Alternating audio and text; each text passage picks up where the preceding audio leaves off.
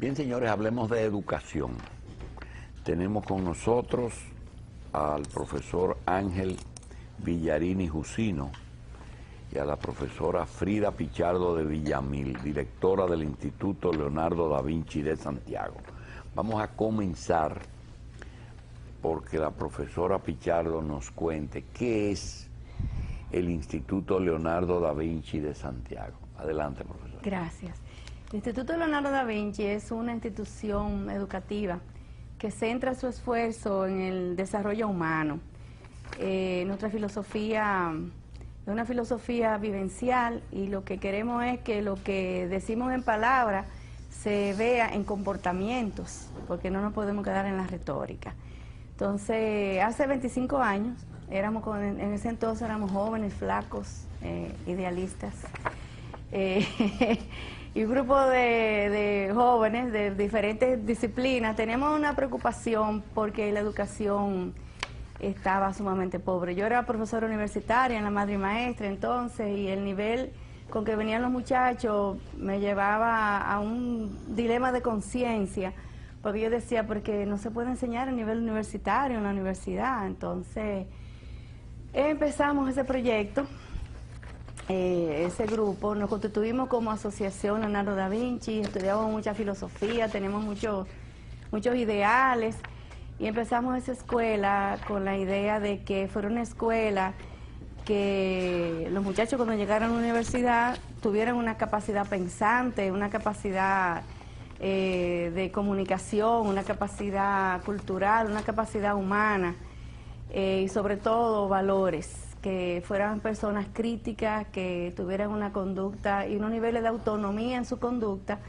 que le permitieran funcionar sin tener que tener un policía atrás, ¿verdad? O tener, entonces, vimos que en Puerto Rico teníamos la idea, el sueño, pero no teníamos como la pedagogía de cómo se hacía eso.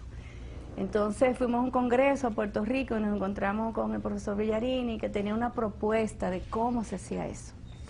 Bien. Entonces, el instituto, eso es lo que es un experimento educativo, es una escuela modelo, es un proyecto sin fines de lucro. Lo que hacemos es dar educación a precio de costo, muy alta educación, muy buena educación. Y el kit de la cosa es que los maestros salen de las universidades titulados, pero no formados.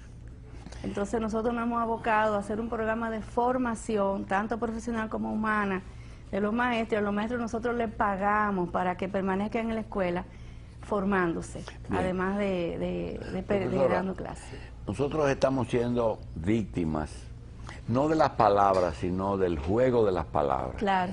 Y nos mencionan muchísimas organizaciones, teorías, en que quizás el profesor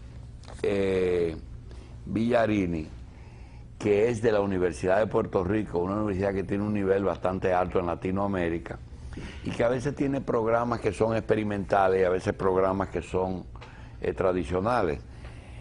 Nos han hablado de desarrollo integral, nos hablaron de alternativo, nos hablaron de experimento educativo.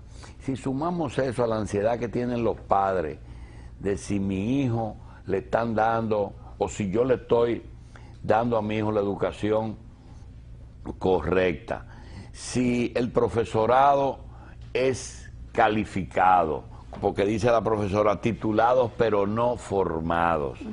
Entonces, se han dicho tantas cosas que son temas que se pueden tratar casi en forma independiente, como temas básicos. Yo quería preguntarle, ¿realmente lo que me está diciendo la profesora es un programa en experimento o es un programa ya establecido? Inicialmente es un proyecto que se concibe en forma experimental, pero al cabo de 12 años ya se trata de un programa establecido. Y precisamente en la tarde de hoy vamos a poner en circulación un libro que recoge toda esta experiencia para presentárselo al país. Hace aproximadamente 25 años, a escala mundial, comenzó una revisión y una reforma de la educación. Si fuéramos a tratar de precisar en qué consistió en esa revisión, consistió en lo siguiente. Los sistemas educativos comenzaron a darse cuenta que estaban egresando de los mismos personas que no estaban capacitadas para las diferentes actividades de la vida, tanto las actividades ciudadanas como las actividades laborales, como continuar estudios universitarios. Y a medida que fuimos estudiando a qué se debía esa falta de productividad de los sistemas educativos, se identificaron una serie de factores. El principal fue que la escuela se estaba concentrando en transmitirle mucha información a los estudiantes, pero no verdaderamente en capacitarlos para que pudieran hacer uso de esa información. Pero para que pueda aclararnos algunas cosas, mire, cuando se alfabetiza una persona, que se le enseña a leer y a escribir, antes de comenzarle a dar básicas, en primaria, usted se encuentra con que llegan a los primeros cursos de primaria sin el suficiente nivel de alfabetización como para que entiendan. Ahí comienza la falla, una falla de origen. Después que termina su formación primaria, va a educación, lo que llamamos aquí el bachillerato, que muchos, saliendo de un octavo curso como se salía antes, no entendían lo que pasaba en el bachillerato. Y no hablemos del producto terminado que llega con un título de bachiller a una universidad, que las universidades tuvieron que inclusive hacer colegios para llenar los baches de lo que llegaba de la escuela pública o de la escuela privada, y que incluía también la alfabetización, es decir, que llegaron analfabetos funcionales a las universidades. Y salen. Tiene que ver, Sí, y salen porque la masa empuja. Sí. Usted entra por un sitio, por el primero y sale por el sexto. Pregunta, esa problemática que yo le estoy planteando tiene que ver con el proyecto. La lectura es un magnífico ejemplo de lo que estamos diciendo.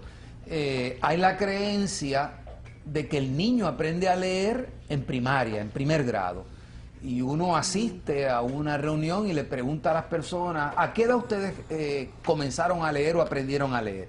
Y la gente te va a levantar la mano a los 5 años, a los 6 años, a los 7 años. Yo entonces digo, bueno, yo todavía estoy aprendiendo a leer, y el problema es que se reduce la lectura a la destreza de pronunciar la palabra, pero la lectura no se hace con la lengua. No se hace pronunciando la palabra. La lectura es un proceso mental complejo, y el analfabetismo funcional lo que significa es que la persona pronuncia la palabra pero no comprende lo que está leyendo, ¿no?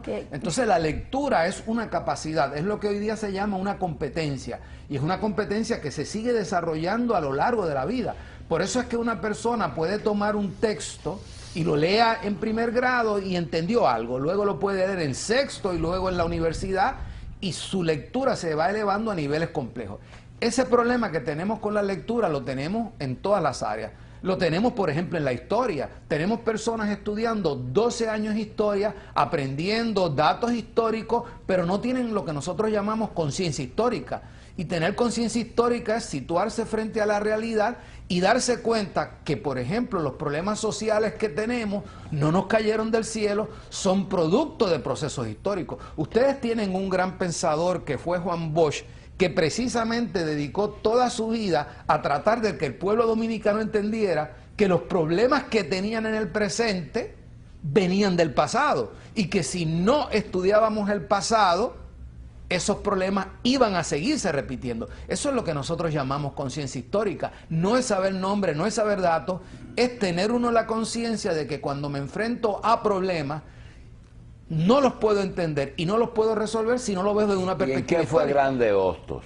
Bueno, Hostos fue el que aquí en República Dominicana por primera vez trató de elaborar y de implantar el concepto de escuela que hoy día en Da Vinci se hace realidad. Hostos creía en la idea de una escuela orientada a lo que él llamaba el desarrollo humano pleno. Y dentro de ese desarrollo humano pleno, Hostos entendía que la razón, o lo que hoy día nosotros llamamos el pensamiento... Pero no era la educación laica lo fuerte de Hostos, ¿verdad? ¿Perdón? No era la educación laica lo fuerte de Hostos.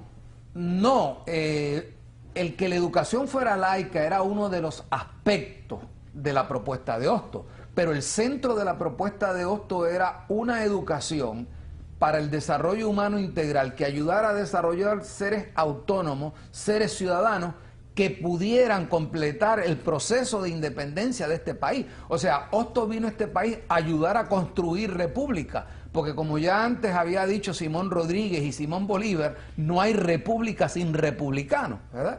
Y ser republicano lo que suponía era una persona con una conciencia histórica, con una conciencia política, que tuviera la capacidad de gobierno, que es lo que significa la democracia, ¿verdad? El que todos gobernamos, ¿no?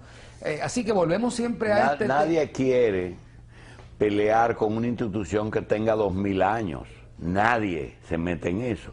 Sin embargo, yo quiero preguntar, para el programa, para el proyecto que ustedes tratan de enarbolar, ¿la religión es colaboración o es un obstáculo? No, sí, nosotros hemos trabajado buscando lo que nos une, no lo que nos desune. Lo que desune es el dogma. Entonces nosotros somos una escuela laica donde se respeta la creencia de todos. Hay testigos de Jehová, hay católicos. Los niños católicos, de hecho, la semana pasada hicieron su primera comunión. Confirmación. O sea, si hay un grupo de niños adventistas que tienen algo, se les da su espacio. Pero eso es en la casa, ¿verdad? Inclusive desde la escuela. Lo que pasa es que nosotros lo que trabajamos son los valores. Nadie puede estar en contra de un valor, ni los adventistas, ni los católicos, ni los testigos de Jehová. O sea, lo común que es bueno entre todos. Lo común que hay entre todos, que son los valores, o sea, la honestidad. Vamos a seguir con el profesor. Profesor, a mí me llama mucho la atención que en Puerto Rico, a pesar de estar ocupado de hace ya, ¿cuántos? 100 años, ¿verdad? Sí, de 100 años. Ustedes sus valores, hablando de valores, es decir, el intelectual puertorriqueño no se pierde ni en el idioma, ni en la cultura, ni en la tradición. Ustedes han podido mantener una cantidad de valores a pesar de la influencia anglosajona. Realmente, ¿cómo lo han logrado? ¿Qué es lo que pasa? Que ustedes a veces sus valores los tienen inclusive mejores, más claros que lo que hemos vivido bajo la bandera española. Eso es cierto, y yo que soy una persona que trabaja como asesor educativo en varios países de Latinoamérica y que hago mucho trabajo con jóvenes, me percaté de que nosotros tenemos un sentido de identidad nacional y cultural más fuerte que muchos países latinoamericanos. Yo creo que ello se debe a dos razones fundamentales, ¿no? Por un lado, errores que cometió los Estados Unidos en la política que desarrolló hacia Puerto Rico. Cuando Estados Unidos llega a Puerto Rico, piensa que nosotros somos un pueblo sin cultura y trata de americanizarnos, al extremo de decretar, por ejemplo, la enseñanza, el inglés como el idioma oficial de las escuelas en un país donde el 98% de las personas lo único que hablaban era español. Y eso entonces, cuando hay opresión, hay resistencia. Eso entonces lo que hizo fue que el incentivar lo otro, desarrollar una resistencia, eso por un lado. Y por otro lado... ¿Y hoy cuál es el idioma oficial? El español. Ya. También el inglés es oficial, pero el que realmente habla... Nosotros, a pesar de que el inglés... ¿Y en las universidades se imparte en qué idioma? En español, en español. A pesar de que el inglés se enseña en Puerto Rico desde el grado primero, apenas el 25% de